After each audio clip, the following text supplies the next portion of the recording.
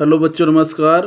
पिछले क्लास में मैंने आपको जो है रूल डेप्थ गेज और वर्नियर डेप्थ गेज के विषय में बताया था, जिसमें रूल डेप्थ गेज जो है इनडायरेक्ट मेजरिंग इंस्ट्रूमेंट्स है और वर्नियर डेप्थ गेज जो है डायरेक्ट मेजरिंग इंस्ट्रूमेंट्स है।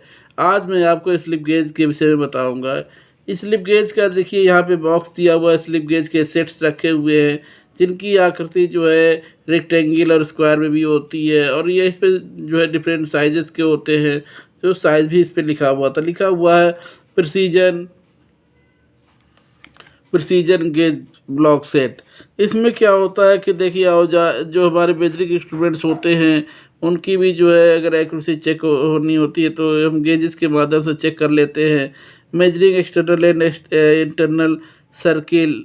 और यहाँ देखिए चेकिंग माइक्रोमीटर एक्यूरेसी, माइक्रोमीटर की एक्यूरेसी चेक करने के लिए जो है गेज का प्रयोग किया जाता है। काफ़ी एक्यूरेसी में गेजेस बने होते हैं। अगले इससे संबंधित मैं थ्योरी में कुछ जानकारी आपको देने वाला हूँ। गेज ब्लॉक का दूसरा नाम जो है स्लिप गेज है। इसे हम जो है स्लिप गेज भी कहते हैं या गेज ब्लॉक कह सकते हैं।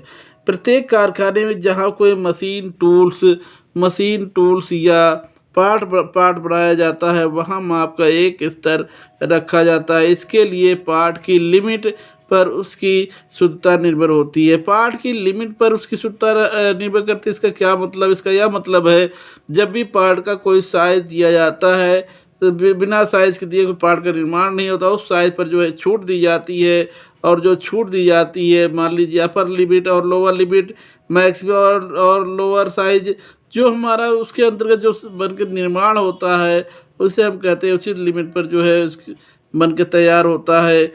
इसीलिए यहाँ पे लिखा हुआ है लिमिट पर उसकी शुद्धता निर्भर करती है। और जो छूट है वो लिमिट जो छूट दी जाती है उस अपर लिमिट और लोअर लिमिट जो कहलाती है, या अपर लिमिट दी जाएगी या लोअर लिमिट, या दोनों ही दी जाती है। इसे हम टॉलरेंस भी कहते हैं। अगला दिया है, जैसे फाउंड्री में तैयार पार्ट की शुद्धता 1/64 इंच के लगभग होती है। फाउंड्री में तैयार पार्ट की शुद्धता है 1/64 इंच। यह जो है मीट्रिक सिस्टम में होती है, और जो ब्रिटिश सिस्टम में 1/64 इंच होती है, और मीट्रिक सिस्टम में जो है 0.5 mm होती है। जबकि टूल रूम में जो है तैयार पार्ट की शुद्धता जो है 1/1000 1/1000 मिलीमीटर 0.001 मिलीमीटर तक की जो है इसकी एक्यूरेसी होती है। 0.001 मिलीमीटर तक की एक्यूरेसी मतलब 1 माइक्रोन तक की एक्यूरेसी वर्क होता है। इसके लिए माप का स्तर अधिक शुद्ध होना चाहिए। जो मापने वाले जो इंस्ट्रूमेंट्स हैं वो क्या है कि जो पार्ट्स बनाए जाते हैं उससे काफ़ी एक्यूरेसी में होने चाहिए, ये कह रहा है। इसके लिए माप का स्तर अधिक शुद्ध होना चाहिए। कारखानों में माप के स्तर को बनाए रखने के लिए, मेजरमेंट के स्तर को बनाए रखने के लिए गेज ब्लॉक या स्लिप गेजों का प्रयोग किया जाता है।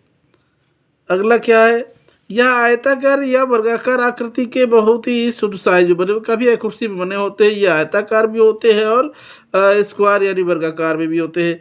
इनको जो है जॉनसन स्लिप गेज भी कहते हैं। गेज ब्लॉक को slip gauge, Johnson slip gauge भी कहते हैं। ये पूछा जा सकता है। गेज ब्लॉक जो है किस काय के बने होते हैं? टूल स्टील के बनाए जाते हैं। इन्हें बनाने के लिए सबसे पहले क्या करते हैं? मशीनिंग कर लेते हैं। जो साइज में दिया जाता है इन्हें साइज व शक्ल के करीब, मतलब पूरा एक्यूरेसी न बनाकर उसके करीब में बनाकर तैयार कर लिया जाता है।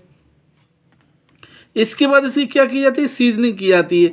सीजनिंग वो होता है, इसे बाहरी वातावरण 3 से 4 महीने के लिए इसे बाहरी वातावरण छोड़ दिया जाता है। प्रकृति का जो है फील्ड में छोड़ दिया, जैसे मौसम जो है मौसम के अनुसार उसमें जो है मौसम की मार को बर्दाश्त करता है, झेलता है, उसमें जंग लगती है, पपड़ी लगती है। तो उसके बाद जो है उसको जो है बना के तैयार किया जाता है। इससे वह बाहरी वातावरण को काफ़ी सहने के योग्य हो जाता है। इसे स्लिप गेज कहते हैं। स्लिप गेज प्राकृतिक व कृत्रिम दोनों प्रकार से की जाती है। स्लिप गेज जो प्राकृतिक आर्टिफिशियल और नेचुरल और आर्टिफिशियल दोनों प्रकार से की जाती है, प्राकृतिक और कृत्रिम दोनों प्रकार से। इसके बाद जैसे मैंने प्राकृतिक बताया था, इसमें बाहरी वातावरण छोड़ दिया जाता है, मौसम मौसम की मार को बर्दाश्त करता है, जंग लगता है, पपड़ी पड़ती है और फिर उसके बाद पुनः मशीनिंग करके शुद्ध साइज शक्ल में बना के तैयार किया जाता है। तो यह प्रक्रिया हमारी सीजनिंग कहलाती है।